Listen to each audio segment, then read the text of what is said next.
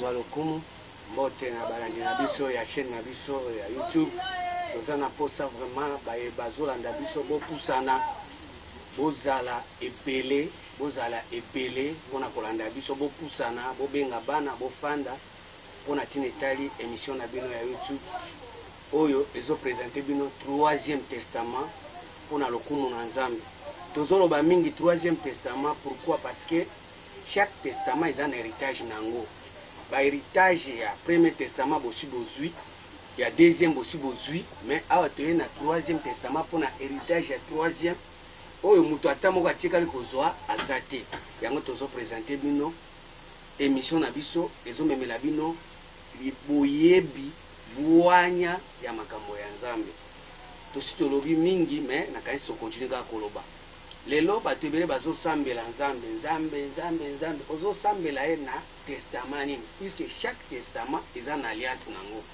Chaque testament eza na alliance nango. Ozosambela par rapport na alliance ya première, par rapport na alliance ya deuxième, par rapport na alliance ya troisième.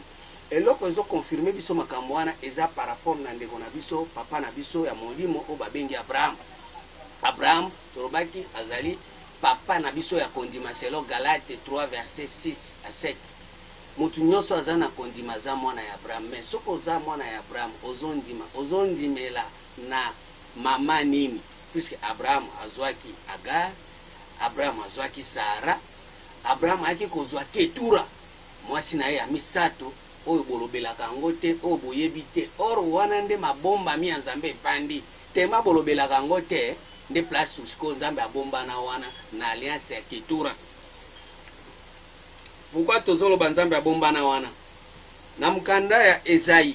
yo pe place ozali tanga Bible na yo, fungola Bible otanga makambo nazoloba okoloba o pasteur azoba makambo na yo pe zwa Bible fungola tanga yango oloba pe ke tozoloba makambo yo eza makambo ya Nzambe. Abi na mukanda ya Esaïe 45 verset 3. Je te donnerai des trésors cachés, des richesses enfouies, afin que tu saches que je suis l'Éternel qui t'a appelé par ton nom, le Dieu d'Israël. Je te donnerai des trésors cachés. Or, nakati na Abraham, tango Nzambe apesaki Abraham ningisa ya kukabola ba bien na ye, akabolaki apesaki Isaac richesse, apesaki bana Ketura ba don. Badon wana abombaki yango bakendeki nango na Orient eza ba trésor ya Nzambe.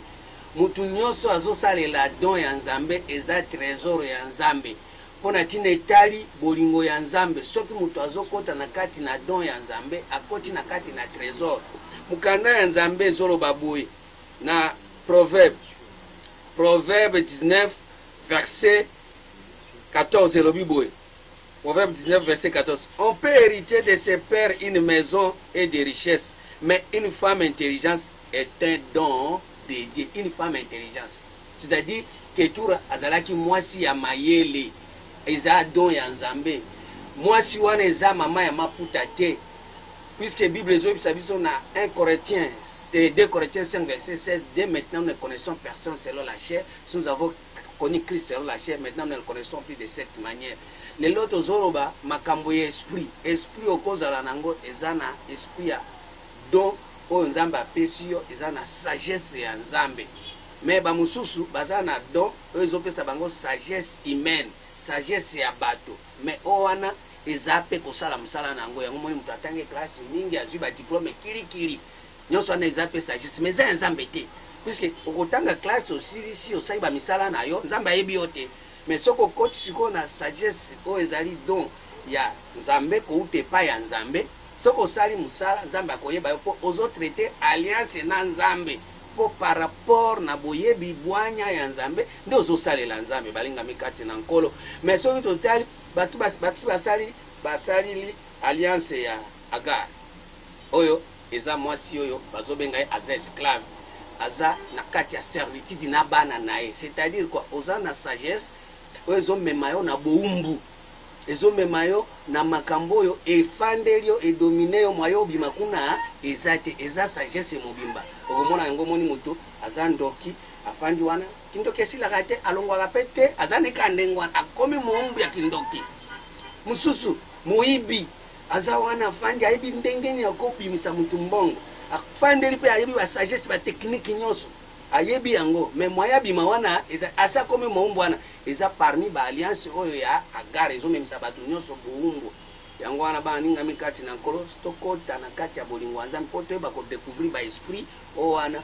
tokoyeba kose débarrasse na mabe tobanda kobanga nzambe puisque ntango ozobanga nzambe te ozosala makambo na yo yebaki oza na alliance ya agare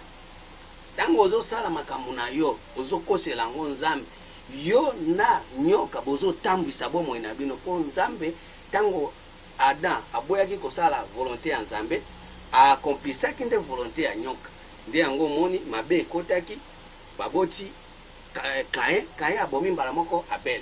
mais lelo oyo ndenge biso toza biso nyonso na lignée wana ya Adam tozobomana na nini par rapport na sagesse ya ignorance ya nyoka yango wana lelo tozolinga bokota na kati ya boyebi ya nzambe bwanya ya nzambe bokota na 3e testament oyo ezopermettre biso to hériter quelque chose oyo tokohérite ekozala koleka oyo ya Isaac koleka oyo ya Ismaël puisque Agar abotaki Ismaël Sarah aboti Isaac mais Ketura abotaki Isaac te Ketura abotaki bana na ye soko otangi na mukanda ya Genèse po okoloba azoloba makambo ya Ketura Genèse 25 verset yokanga bien 1 Abraham prit encore une femme nommée Ketura Genèse 25 verset 1 elle lui enfanta aboteli pe bana soko otangi bana bi Zimra Jokshan Medam Median Jizbak et Shuach Shoshan agendra Seba mwana wana tango Ketura aboti bana mbala moko mwana na ye oyo abotaki ya mobali wana aboti susu bana c'est-à-dire Ketura abotaki bana ya babebe te ndenge Adam abotama bebe te Ketura po abota babebe te tango tozoloba bebe eza oyo abina maternité te c'est-à-dire mutu azobotama na mayele po nzambe akotraite jamais na babebe tango Jésus azalaki bebe nani na mkanda ya tukina na mkanda ya nani ya Matthieu D pona kotalisa bébé babi Jésus étant né à Bethléem en Judée au temps du roi Hérode ndi aza roi mutu azo régner na Jérusalem ezalaki Hérode ezalaki nzambe te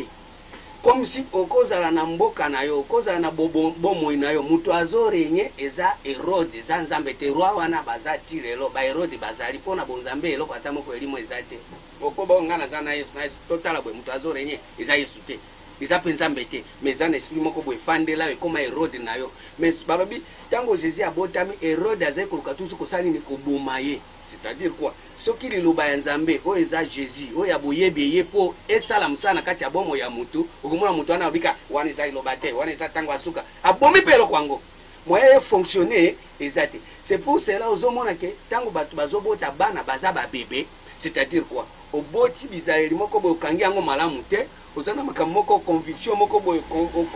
osali conception moko boye okangi yango malamu te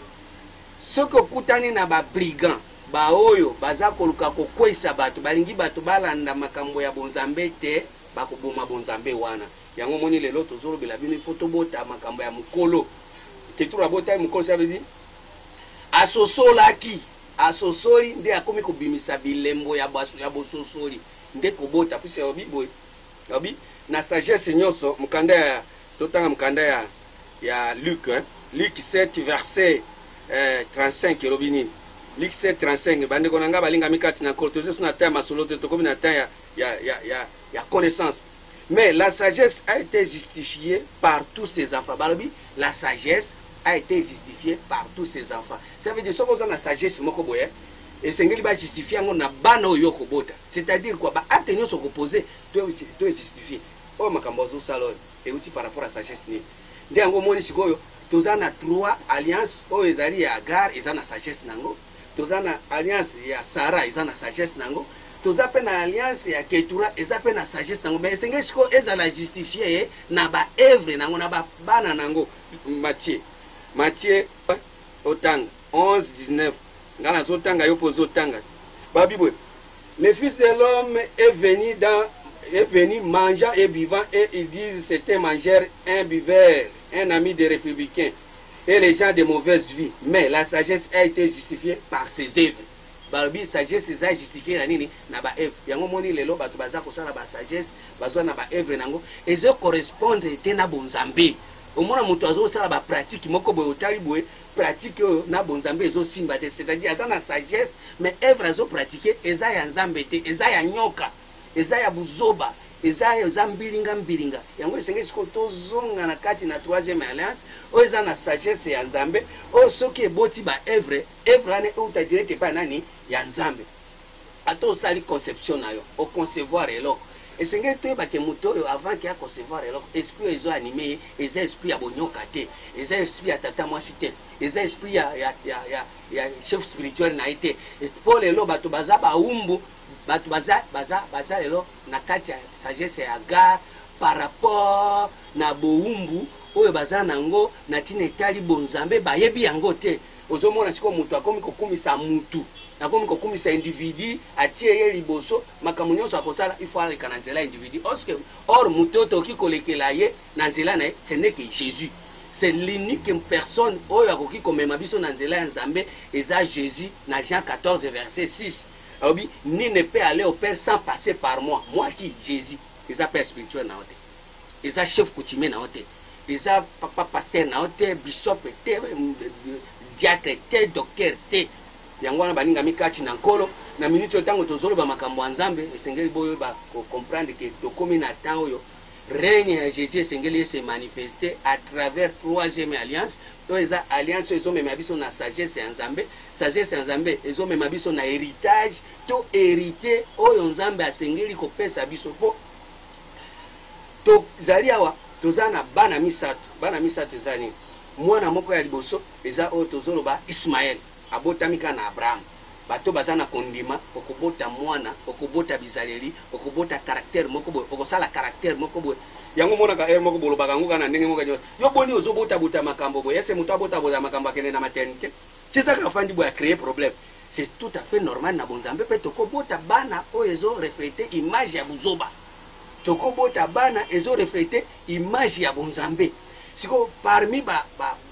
acte tozo poser Nzambe azo surveiller yango azo vérifier yango azo bake eza bano bozo bota yango moni alobi na mkanda ya Matthieu alobi boye zete na nzete ekoyebana na nini na mbuma na yango. Mbuma wana ce sont des œuvres que nous manifestons bande koni balinga mikati na nkolo yango tozo senga na bino siko tango bozo yoka makambo ya boye kufande su kimia te kozonga esu simate to tambwisa molimo na biso na makambo ya Nzambe. Toza na posa lelo Nzambe asa Nzambe akosalela yo na alliance nini?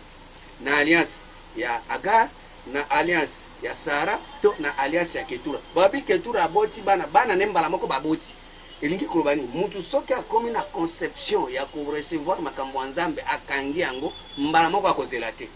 Akomettre yango en valeur, akomettre yango en pratique, akovivre réalité ya makambo wana o balinga mikati na nkolo. Po soko za mwana muke okozela okobanda kolela lela mama papa yango moni ba prière na biso eza ya kolela lela po ntoya ba bébé spirituel tout le temps soko yene église ka kolela mais mettre en parole na kati ya pratique ezati ezaka ka Nzambe akosala Nzambe moko ayebi Nzambe ayebi eloko te Nzambe ayeba ka partie alliance na ye Nzambe ayeba ka partie ba testament na ye tango ayebi ski yo na kopesa yo boye soki pe yo o maîtriser eloko wana nde okozwa oko na mutu nsusu ba promettre eloko to zu yango te totala mkanda ya Jérémie 17 verset 3 à 5 Nzambe alobi oko perdre yo moko na buzoba na yo même ba promesse Nzambe apesa a promettre ki pona yo yango toujours nga toko sabino na troisième alliance pourquoi parce que yango ndezo permettre batu bazala na raisonnement na réflexion conscience ezonga po soko za na kati ya kondima okondima bindimela te lelo tozana batu ya kondima wa babotami na lien ya Agar kondima ya buzoba kondima ya esclavagisme kondima oyo ezo permettre mutu te ase l'elever atombwama omoni agar asa mwasi ya Egypte eza place nani azoreni kuna eza pharaon na miniti oyo ndenge toza boye bapharaon baza epele bazoreni bazolinga bato batikala kaka na kati na ignorance mpo basalaka buzoba mpo eglize na bango etonda na bazoba balingi bato barefléchir te balingi bato baraisonne te balingi bato bazwa conscience te nde omoni lelo baeglize etondi ebele ya bato sans conscience po soki eglize ezalaki na conscience mbele crainte ya nzambe ezali soki eglize ezalaki na conscience mbele bato bazwa komeka quand même kozwa mayele kozala élevé puisque moto oyo azangisa bato conscience ce n'est que diable azangisa yango ndeni na mokanda ya apocalypse 12 nga moto naoloba te bible nde ezoloba apocalypse 12 verset 3 elobi boye. Un autre signe parut encore dans le ciel et voici c'était un grand dragon rouge ayant 7 têtes et 10 cornes et sur cette tête 7 diadèmes. Sa queue entraînait le tiers des étoiles du ciel et les jetait sur la terre. Omoni mukila naye ezozwa kaka ba étoile ezokitisa api na se ematisaka bango likolo te tellement aza dragon tellement aza nyoka tellement aza moto ya mensonge père du mensonge. Vous avez pour père le diable. Il est le métier dès le commencement. Il ne se tient pas dans la vérité. Musala neza nini kaka ozana étoile nayo nzamba komela eloko nzamba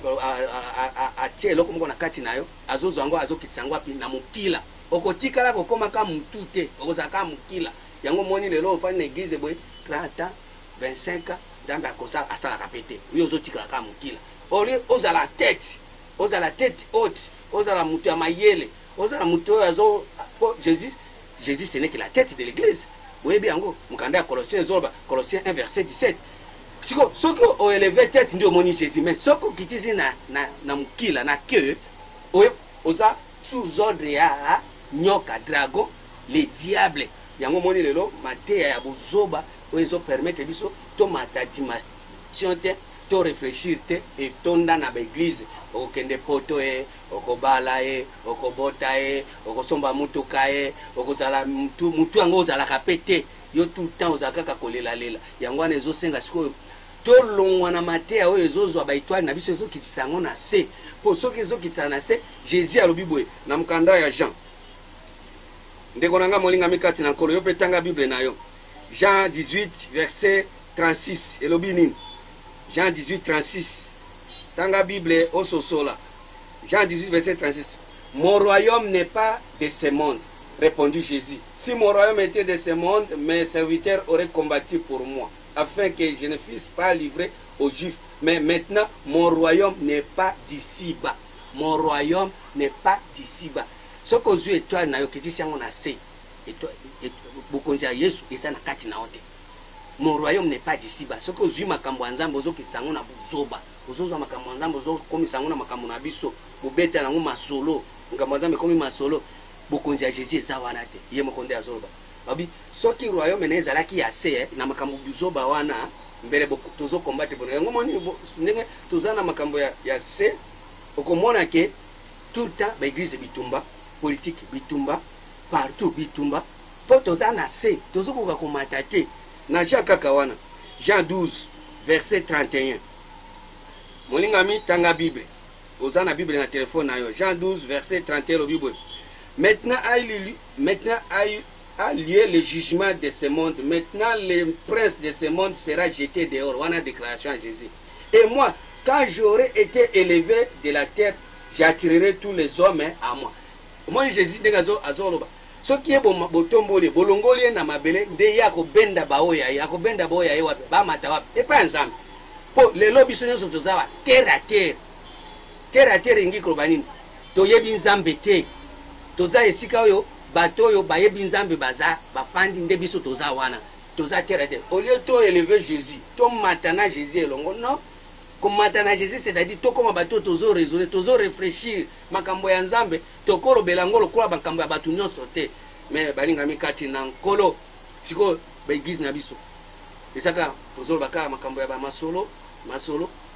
kolakisa bato Jésus boyebi bososoli bwanya ya nzambe ezate or bwanya ya nzambe ce n'est que Jésus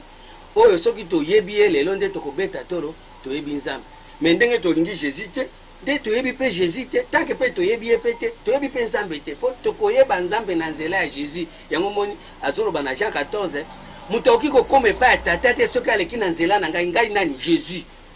ye Jésus pourquoi parce que ye nde ayebi nzambe koleka bato nyonso koleka prophète koleka ba magicien koleka ba marabout koleka ba o nyonso boloba o kingandi ayaki bo kingandi koleka tout ba Bouddha tout aleki bango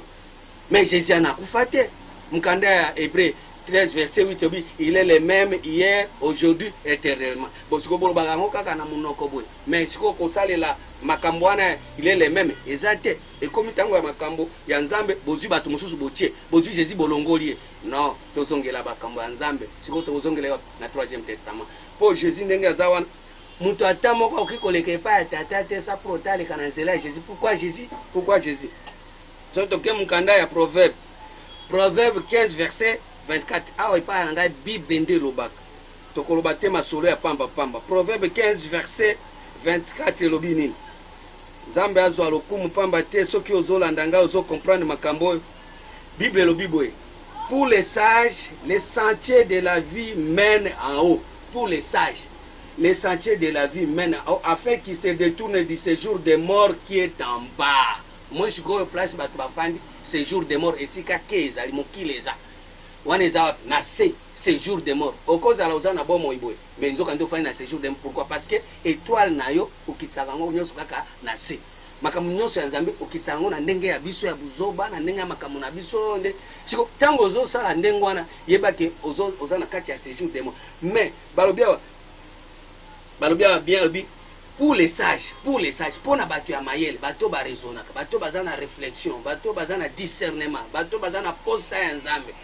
balobi pour les sages les sentiers de la vie comme Jésus nde aza na vie siko nzela na ye wana ya Jean 14 verset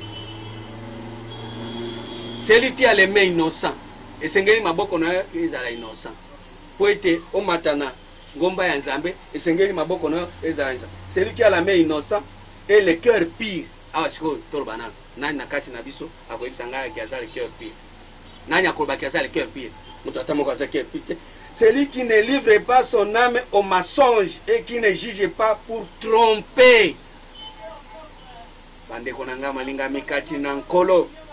celui qui a les mains innocentes et le cœur pire celui qui ne livre pas son âme au mensonge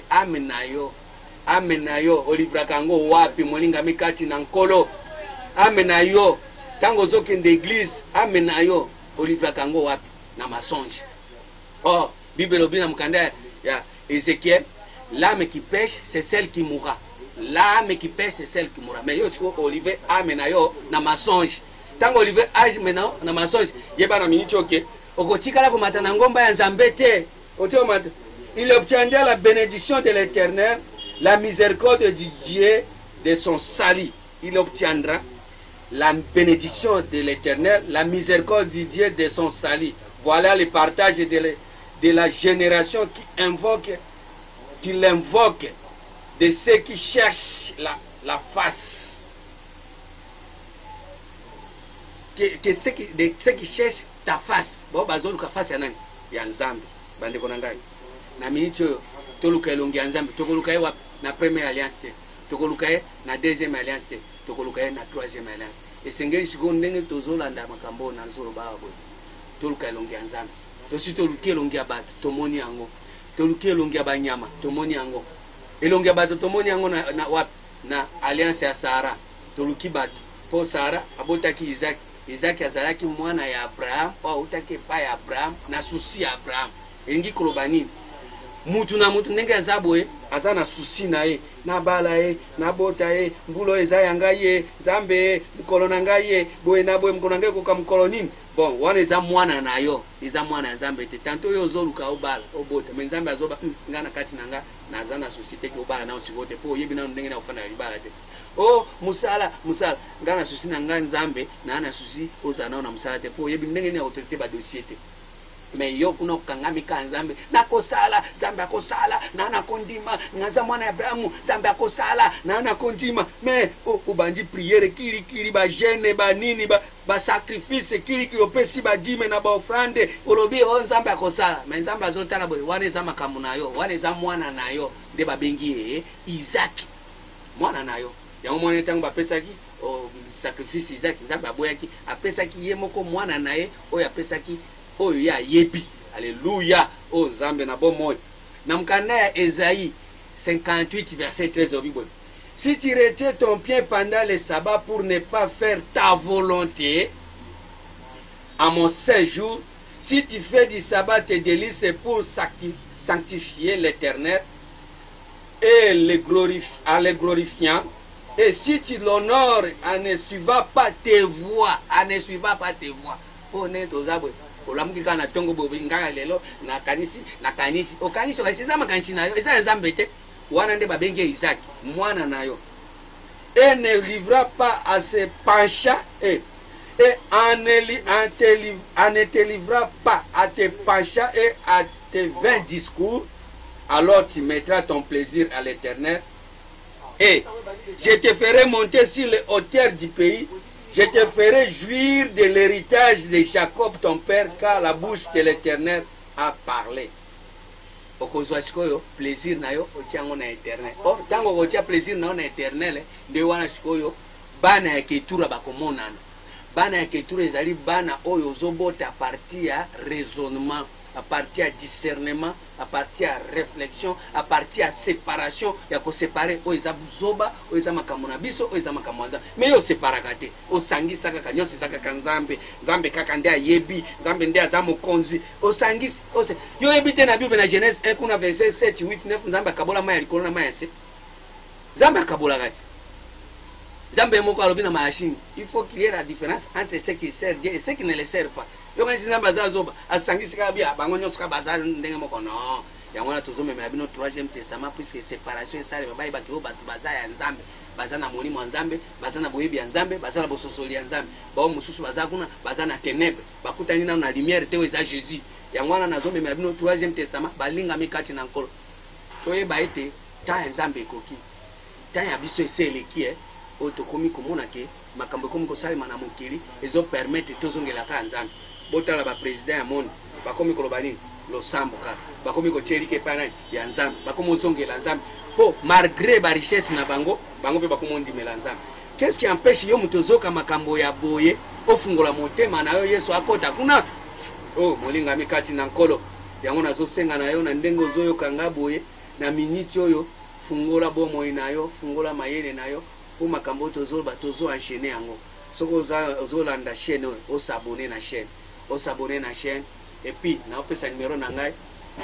yango so poza na question okobenga ngai na ko répondre yo nazo senga na ba oyo nyonso motema eza poli les chaînes obi onde bo faire avancer yango o nyonso ekofungola motema awa di mezate offrande ezate ba sacrifice moko ezate awa ezande oyoki lo ba otosi totamboli tokei eloko ekosunga yo soko sosoli c'est à toi maintenant mabele na yo biso tozo luka to créer ba nouvelle créature ba o ba kubanda ko bota sans prota ba botisa bango bo ba wanda ko sala sans prota ba intoxiquer bango ba nuire bango ba sise bango yo moko komi botela po ete osala oyo eza ko sepelisa nzambe po nzambe wana soki lelo sepelisi ye pe ko sepelisa yo na bomo na yo a partir na parole déjà nzambe so solution numéro na nga yango 089 9 42 43 81 089 9 42 43 81 pour na bato bazali banda plus 243 89 9 42 43 81 plus 243 89 9 42 43 81 Pasteur Mzungu Abonganga Nzambe apambola.